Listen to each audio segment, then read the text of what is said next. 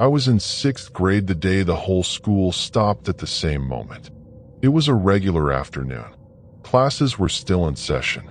The hallways were quiet except for the usual sounds of teachers talking and pencils moving. Then something shifted. Voices rose in the corridors. Chairs scraped. Doors opened. Almost every classroom emptied at once as students and teachers stepped out into the open space that ran through the center of the building. High above us, on a railing several floors up, a boy was standing. He was only 1 grade ahead of me. I knew his face, but not his name. The area around him was empty. The gates that normally allowed staff to reach that level quickly were locked.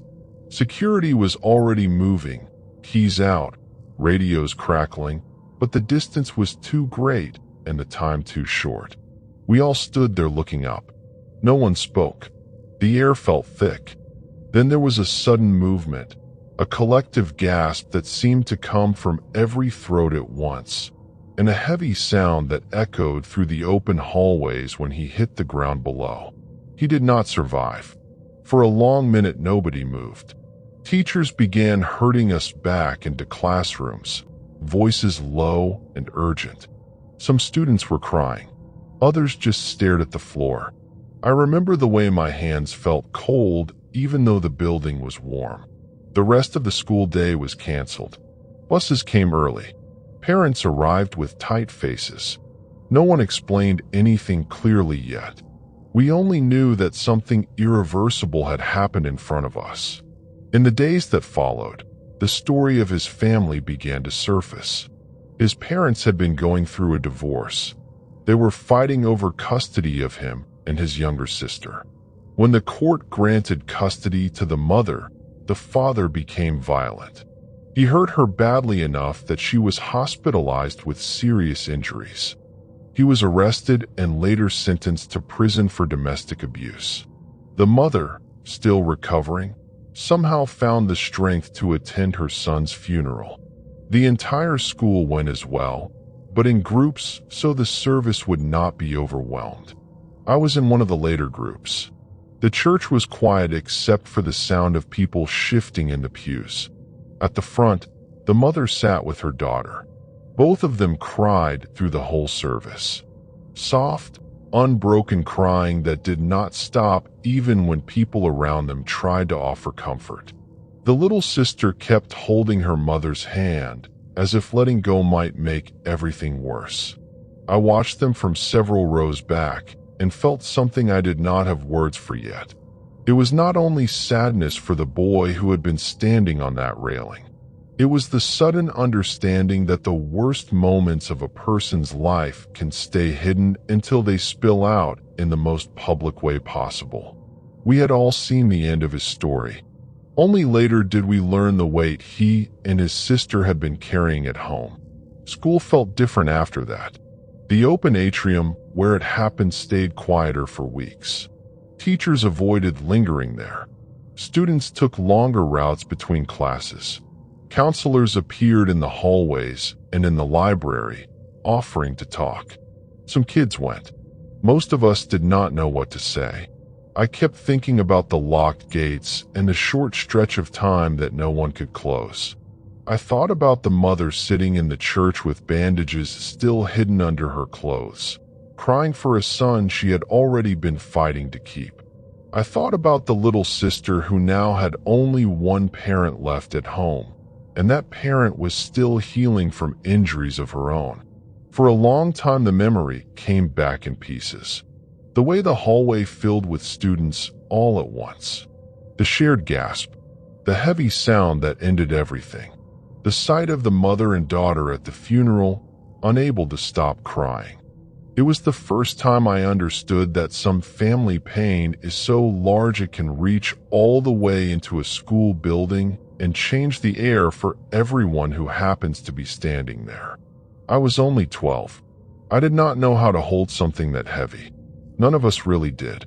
We just carried it in our own ways, some by talking, some by staying quiet, some by walking a little faster past the place where it happened.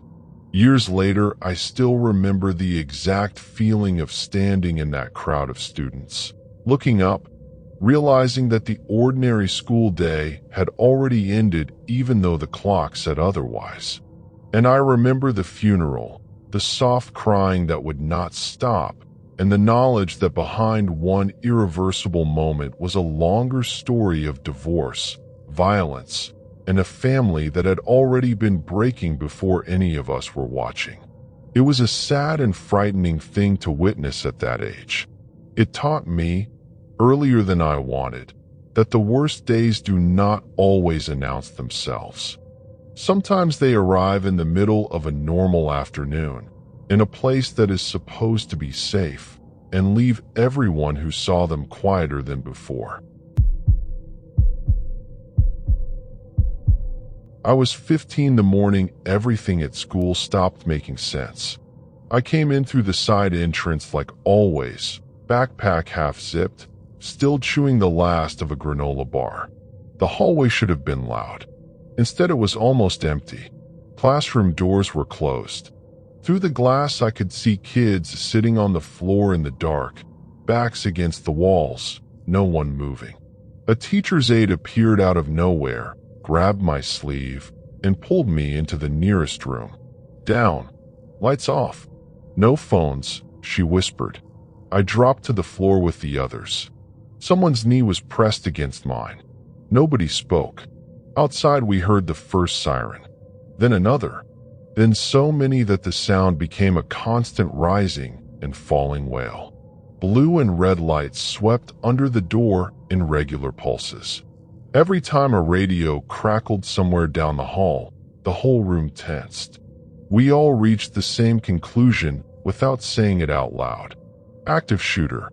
Someone was in the building with a gun, and we were the targets. I counted the ceiling tiles above me. I watched a dust mote drift through a thin stripe of light. I tried to remember the exact order of the lockdown steps we had practiced, as if the order itself could keep us safe. Minutes stretched until they felt like hours. A girl near the windows started shaking. The teacher crawled over and put an arm around her without a word. When the principal's voice finally came over the intercom, it was thin and careful. The situation was contained. There was no active threat. Stay where you were until further notice. The relief hit like a wave. People exhaled. Some started crying from the release.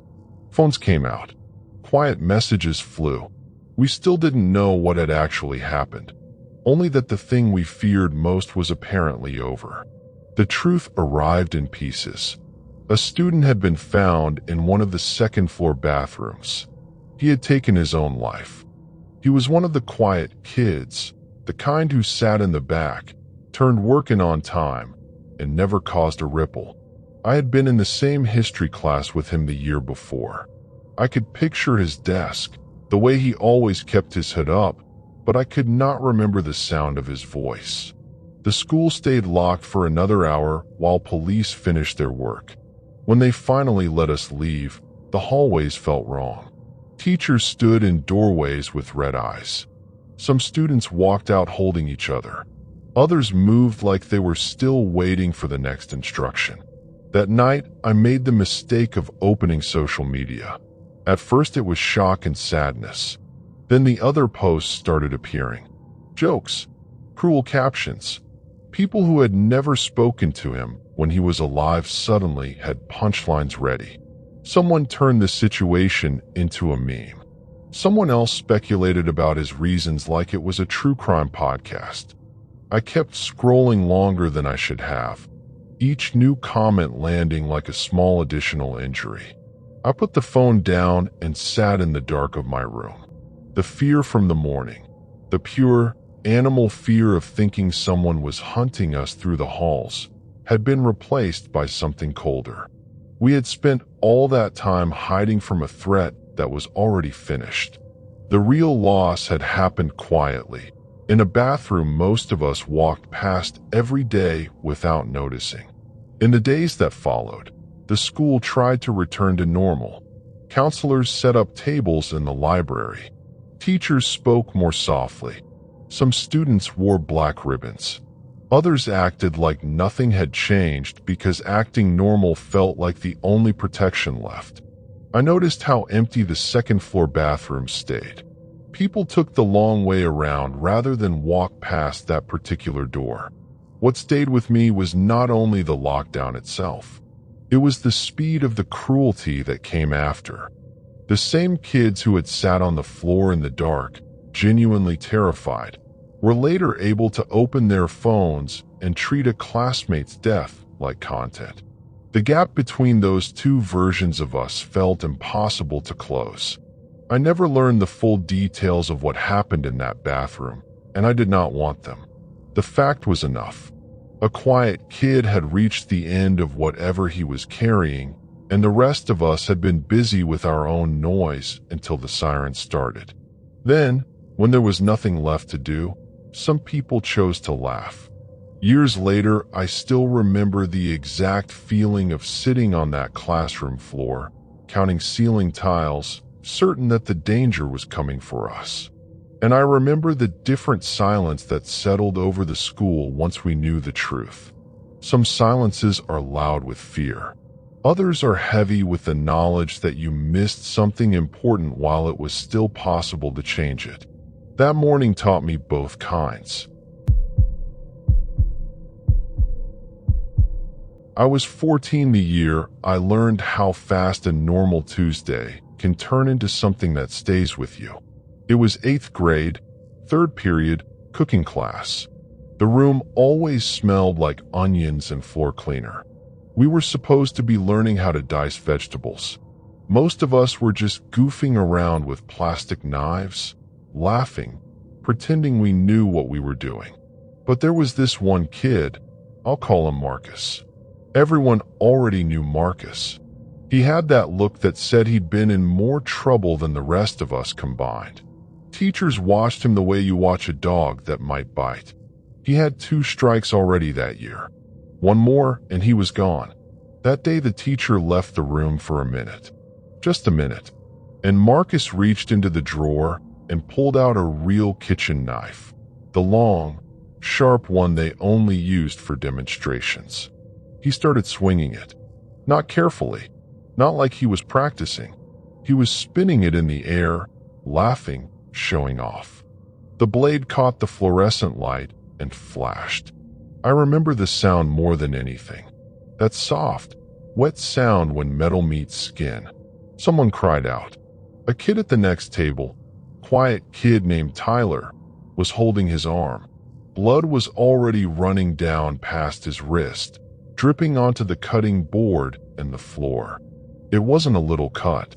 It was deep.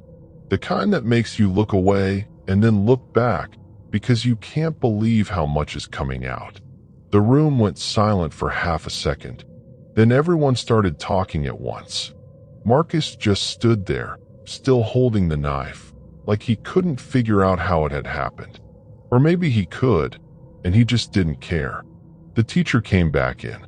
She saw the blood first. Then she saw the knife. Then she looked at all of us. Her eyes landed on me. "What happened?" she asked. I don't know why she asked me. Maybe because I was closest. Maybe because I looked like the kind of kid who would tell the truth. I don't know. But I answered. I told her exactly what I saw. Marcus had the real knife. He was swinging it. Tyler got cut. I didn't dramatize it. I didn't add anything. I just said it. Marcus turned and looked at me. The expression on his face wasn't anger yet. It was colder than that. It was the look of someone deciding something. Later that day, in the hallway between classes, he found me. He didn't raise his voice. He didn't have to. He leaned in close enough that I could smell the cafeteria pizza on his breath and said, real quiet, "You're dead for snitching. I'm going to kill you." Then he walked away like he'd just told me the weather. I believed him. That night, I lay in bed staring at the ceiling, replaying the whole thing. The flash of the blade, the blood on the floor, the way he'd looked at me when I opened my mouth. I kept imagining him waiting around a corner the next morning, or catching me after school, or somehow getting into my house. My mind went to every dark place it could find. The next morning, I walked to school with my head on a swivel. Every sudden movement made my stomach drop. In the hallways, I stayed close to groups of people. I never walked alone if I could help it. At lunch, I sat where I could see every entrance. I didn't eat much. Days passed like that. I kept waiting for something to happen. A shove in the hallway. A note in my locker. A shadow following me home. Nothing came, but the waiting was almost worse. The threat just hung there, quiet and heavy, like a storm that refused to break. I didn't tell my parents. I was too embarrassed, or too scared they'd make it bigger, or maybe both. I just carried it. Every night the same thoughts. Every morning the same tight feeling in my chest when I walked through the front doors of the school. By the end of the week, I was exhausted. My grades started slipping because I couldn't focus. Teachers asked if I was okay. I said I was fine. I wasn't. Then, on Friday afternoon, something shifted. I was in the library, trying to disappear into a book, when I overheard two kids talking near the windows. Marcus had gotten into another fight earlier that day. Something about a teacher this time. He was already on his third strike. That was it. They were kicking him out. Permanent. I didn't celebrate. I just sat there, feeling the weight I'd been carrying start to loosen, a little at a time. It didn't vanish all at once. Fear doesn't work like that. But the sharp edge of it began to dull. Monday came and Marcus wasn't there. The seat he usually took in the back of math class stayed empty. The hallways felt different, not safer exactly, just quieter in a way I hadn't noticed before. Tyler's arm was stitched up. He came back to school with a thick bandage and a story he didn't really want to tell. People asked him about it for a few days, then they moved on the way kids always do. I never spoke to Marcus again. I never found out if he really meant what he said that day in the hallway, or if it was just the kind of thing angry kids say when they're cornered. I only know that for one long week I lived inside the possibility that he did. Looking back now, I understand something I couldn't see at 14. Telling the truth that day in the cooking room felt automatic. I didn't weigh the cost. I just answered the question. And the cost turned out to be a week of pure, private fear. The kind that makes ordinary places feel dangerous. But I also know this. If I had lied, if I had protected him, Tyler still would have been caught, and Marcus still would have kept the knife, and the next person might have been hurt worse. The truth didn't make me a hero. It just made me the person who refused to look away. Sometimes that's all you get to be. The one who doesn't look away. And sometimes, if you're lucky, the storm passes without ever breaking over you. I was lucky, but I still remember the sound the knife made when it found skin. And I still remember the quiet way he said those words. Some memories don't fade.